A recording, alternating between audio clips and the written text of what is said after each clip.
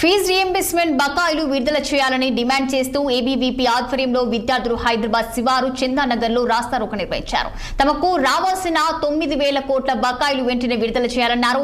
రాష్ట్రంలో విద్యార్థుల సమస్యలు పరిష్కరించడానికి విద్యాశాఖ మంత్రి లేకపోవడం దౌర్భాగ్యానికి స్టూడెంట్స్ నేతలు మండిపడ్డారు. ఇక విద్యార్థులకు రావాల్సిన ఫీజు రీయింబర్స్మెంట్ బకాయిలు చెల్లించకపోతే సెక్రటరియట్ ప్రగతి భవన్ ను ముట్టడిస్తామని హెచ్చరించారు ఏబీవీపీ నేతలు.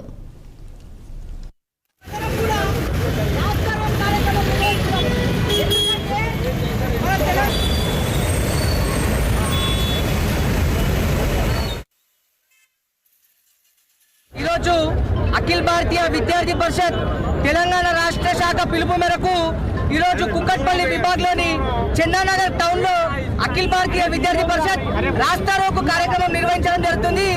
ఏదైతే మన తెలంగాణ రాష్ట్రంలో మనం చూసుకున్నట్టయితే ఈ రోజు వరకు విద్యార్థులకు దాదాపు 9,000 పై ఫీజు రీయింబర్స్మెంట్ స్కాలర్షిప్ విడుదల చేయాలి.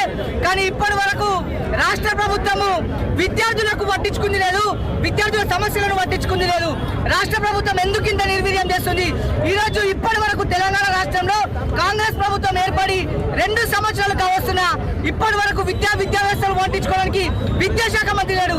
తెలంగాణ రాష్ట్రంలో కాంగ్రెస్ ప్రభుత్వం దగ్గర విద్యాశాఖ మంత్రి నియమించడానికి మంత్రులు కూడా లేకపోయే, అటు విద్యార్థుల సమస్యలు పరిష్కరించడానికి అటు కాంగ్రెస్ ప్రభుత్వం లీడర్లు కూడా లేకపోయే.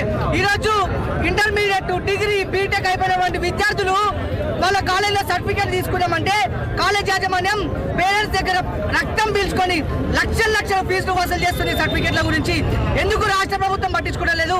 గతంలో ఉన్నటువంటి బీఆర్ఎస్ ప్రభుత్వం కూడా పెండింగ్ లో స్కాలర్షిప్ విడుదల చేయకుండా వెళ్ళిపోయింది. ఈ రోజు అదే ప్రభుత్వము మళ్ళీ ఫీజు రీయింబర్స్మెంట్ స్కాలర్షిప్ పెండింగ్ లో పెడుతుంది.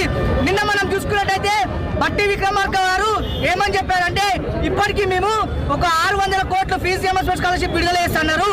మన రాష్ట్రంలో 9,000 కోట్లు రిలీజ్ చేయాలి ఉంటే 600 కోట్లు ఏ మూలకు సరిపోతాయ్యా? 8 ఏళ్ల బాలికపై లైంగిక దాడి కేసు